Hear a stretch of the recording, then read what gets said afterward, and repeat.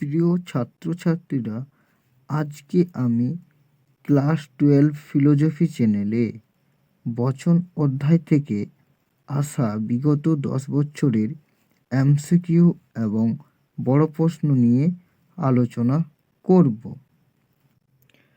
তার সাথে সাথে আমি 12টি মডেল কোশ্চেন সেট নিয়েও আলোচনা করব। ফলে যদি তোমরা এই ভিডিওটি শেষ পর্যন্ত মনোযোগ সহকারে দেখো, তাহলে বচন অধ্যায় থেকে যে কোনো এমসিকিউ এবং বড় প্রশ্ন আসলেই তা সহজেই তোমরা উত্তর দিতে পারবে। চলো তাহলে বেশি কথা না বলে ভিডিওটা শুরু করি। প্রথমে দেখো যে বচন হলো একটি ঘোষক বাক্য এবং বচন সত্য মিথ্যা দাবি রাখে। এবার আমি বচনের প্রকারভেদ নিয়ে আলোচনা করব। প্রথমত বা সাধারণত বচন দুই প্রকার, অথবা বলতে পারি সম্বন্ধ অনুসারে বচন দুই প্রকার। একটা হলো নিরপেক্ষ বচন, অপরটি হলো সাপেক্ষ বচন। আবার পরিমাণ অনুসারে বচন দুই প্রকার, একটা হলো সামান্য বচন, অপরটি হলো বিশেষ বচন। আবার গুণ অনুসারে বচন দুই প্রকার, একটা হলো সদর্থক বচন, অপরটি হলো নয়ার্থক বচন। আবার পরিমাণ ও গুণ অনুসারে বচন হলো চার প্রকার, সামান্য সদর্থক বচন যাকে বলা হয় এ বচন, আবার হলো সামান্য নয়ার্থক বচন যেটা হলো ই বচন, বিশেষ সদর্থক বচন যেটা হলো আই বচন, আর বিশেষ নয়ার্থক বচন যেটা হলো ও বচন। এবার আমি নিরপেক্ষ বচনের অংশগুলো নিয়ে আলোচনা করব। একটি আদর্শ নিরপেক্ষ বচনের অংশ হলো চারটি। 1 নম্বর হলো পরিমাণ বা পরিমাণক বা মানক, দ্বিতীয়ত হলো উদ্দেশ্য পদ, তৃতীয় হলো সংযোজক এবং চতুর্থ হলো বিধেয় পদ।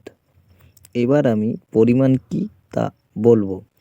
বচনের শুরুতে যদি সকল, কোনো ইত্যাদি শব্দগুলো থাকে তাহলে সেক্ষেত্রে পরিমাণকে বোঝায়। এবার উদ্দেশ্য পদ, যার সম্পর্কে কোনো কিছু বলা হয়। এরপর সংযোজক, সংযোজক হলো একটা শব্দ, কোনো পদ নয়। কাজ, সংযোজকের কাজ উদ্দেশ্য ও বিধেয় পদের মধ্যে একটা সম্পর্ক স্থাপন করা। আবার সংযোজক হলো একটা গুণ, আর গুণ হলো দুই প্রকার, সদর্থক গুণ ও নয়ার্থক গুণ। এবার বিধেয় পদ, উদ্দেশ্য সম্পর্কে যা বলা হয় তাই হলো বিধেয় পদ। এবার একটা উদাহরণের সাহায্যে একটা নিরপেক্ষ বচনের অংশগুলোকে বোঝা যাক। দেখো, একটা উদাহরণ নিয়েছি এখানে আমি, সকল মানুষ হয় মরণশীল। এখানে সকল হলো পরিমাণ, মানুষ হলো উদ্দেশ্য পদ, হয় হলো সংযোজক, আর মরণশীল হলো বিধেয় পদ। এবার দেখো নিরপেক্ষ বা অনপেক্ষ বচনের চতুর্বর্গ পরিকল্পনা। এ বচন, ই বচন, আই বচন, ও বচন, এই চারটি বচনকে একত্রে বলা হয় নিরপেক্ষ বচনের চতুর্বর্গ পরিকল্পনা। এবার আমি পদের ব্যাপ্যতা নিয়ে আলোচনা করব। আমরা জানি যে একটা বচনে দুটি পদ থাকে, একটা হলো উদ্দেশ্য পদ এবং আরেকটা হলো বিধেয় পদ, অর্থাৎ একটা বচন দুটো পদ নিয়ে গঠিত। এবার একটা উদাহরণের সাহায্যে তা বোঝা যাক।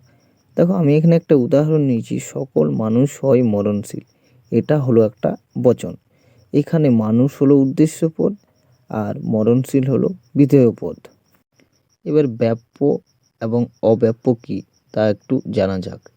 দেখো, ব্যাপ্য, একটি বচনে কোনো শ্রেণীর সকল সদস্যকে যে পদের দ্বারা বোঝানো হয় সেই পদটিকে ব্যাপ্য বলা হয়।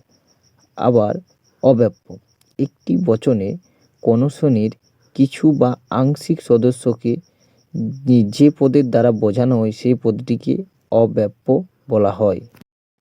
আর পদের এই ব্যাপ্য ও অব্যাপ্যকেই বলা হয় পদের ব্যাপ্যতা। সুতরাং পদের ব্যাপ্য প্লাস পদের ব্যাপ্যতা সমান পদের ব্যাপ্যতা। যেমন ভারতের অন্তর্গত হলো পশ্চিমবঙ্গ, অথবা এক বা একাধিক কলেজ হলো ইউনিভার্সিটির অন্তর্গত। দেখো এখানে আমি একটা বৃত্তর মতো ছবি এঁকেছি, যেখানে একদম মিডিল পজিশনে যেখানে আছে যে ওয়েস্ট বেঙ্গল এবং রেড কালিতে আছে ইন্ডিয়া। এইখানে ইন্ডিয়া হলো ব্যাপ্য এবং ওয়েস্ট বেঙ্গল হলো অব্যাপ্য। দেখো এখানে ইন্ডিয়া হলো একটা দেশ, কারণ সে বেশি জায়গা জুড়ে রয়েছে, আর ওয়েস্ট বেঙ্গল বা পশ্চিমবঙ্গ হলো একটা রাজ্য, তাই সে কম জায়গায় জুড়ে রয়েছে। তাই এখানে ইন্ডিয়া হলো ব্যাপ্য এবং ওয়েস্ট বেঙ্গল হলো অব্যাপ্য। তাহলে আমরা কি বুঝতে পারলাম যে বেশি জায়গা জুড়ে রয়েছে বলে ব্যাপ্য এবং কম জায়গা জুড়ে রয়েছে বলে অব্যাপ্য। এবার আমরা পদের ব্যাপ্যতার নিয়মগুলো দেখব। এখানে পদের ব্যাপ্যতার দুটি নিয়ম আছে। একটা হলো এ ই বা সামান্য বচন কেবলমাত্র উদ্দেশ্য পদকে ব্যাপ্য করে। 2 নম্বর নিয়ম হলো ই ও নয়ার্থক বচন কেবলমাত্র বিধেয় পদকে ব্যাপ্য করে। এবার ব্যাপ্য ও অব্যাপ্য নির্ণয়ের ছক। একদিকে লিখেছি বচন, উদ্দেশ্য পদ এবং বিধেয় পদ। দেখো আমি বচনের ঘরটাতে লিখেছি এ ই আই ও। এখানে এই হলো সামান্য বচন, আয়ও হলো বিশেষ বচন, এবং একে যদি শুধু দেখি এ হলো সদর্থক বচন, ই হলো নয়ার্থক বচন, আই হলো সদর্থক বচন, ও হলো নয়ার্থক বচন। এবার দেখো এখানে এই বচনে উদ্দেশ্য পদ হলো ব্যাপ্য এবং এই বচনে বিধেয় পদ হলো অব্যাপ্য। এবং যদি এখানে দেখো ই বচন, ই বচনে হলো উদ্দেশ্য পদ ব্যাপ্য এবং বিধেয় পদ ব্যাপ্য। সুতরাং ই বচনে উভয় পদেই ব্যাপ্য। তাহলে এখানে দেখো এই হলো একটা সামান্য বচন, তাহলে এখানে সামান্য বচনে কেবলমাত্র কি না উদ্দেশ্য পদেই ব্যাপ্য হয়। এবার দেখো আই বচন, আই বচনে উদ্দেশ্য পদ অব্যাপ্য, বিধেয় পদ অব্যাপ্য। আর ও বচনে হচ্ছে উদ্দেশ্য পদ অব্যাপ্য, বিধেয় পদ ব্যাপ্য। তাহলে আমরা যদি এখানে দেখি তাহলে ই আর ও হচ্ছে নয়ার্থক বচন, তাহলে নয়ার্থক বচনে বিধেয় পদ হচ্ছে ব্যাপ্য। তাহলে ই ও নয়ার্থক বচন কেবল বিধেয় পদকেই ব্যাপ্য। এর পদের ব্যাপ্যতা সহজে মনে রাখার উপায় হলো অ্যাসে বিনব। এই অ্যাসে বিনব শব্দে ইংরেজি বড় হাতের ক্যাপিটাল লেটার বা অক্ষরের দ্বারা এ ই আই এই 4টি বচনকে বোঝানো হয়েছে। আর ইংরেজি ছোট হাতের অক্ষরের দ্বারা অ্যাস সমান সাবজেক্ট ও উদ্দেশ্য পদ, বি সমান বোধ উভয় পদ অর্থাৎ উদ্দেশ্য বিধেয় উভয় পদ, অ্যান সমান নান কোনো পদেই নয়, পি সমান প্রেডিকেট বিধেয় পদ ইত্যাদি শব্দকে বোঝানো হয়েছে।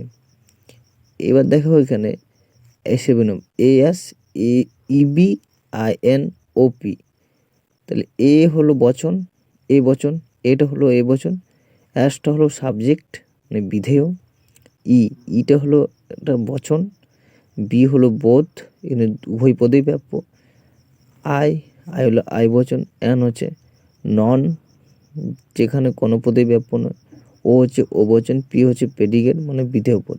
তাহলে কিন্তু যখন এই বচনে কেবল উদ্দেশ্য পদ ব্যাপ্য, ই বচনে উদ্দেশ্য ও বিধেয় উভয় পদ ব্যাপ্য, ই বচনে উদ্দেশ্য ও বিধেয় কোনো পদেই ব্যাপ্য নয়, ও বচনে কেবল বিধেয় পদ ব্যাপ্য হয়।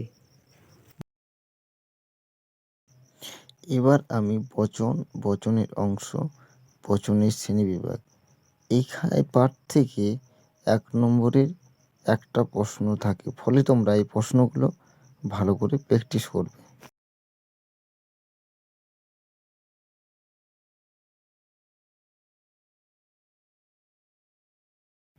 এবার পদের ব্যাপ্যতা এই পার থেকেও 1 নম্বরে একটা এমসিকিউ প্রশ্ন থাকে।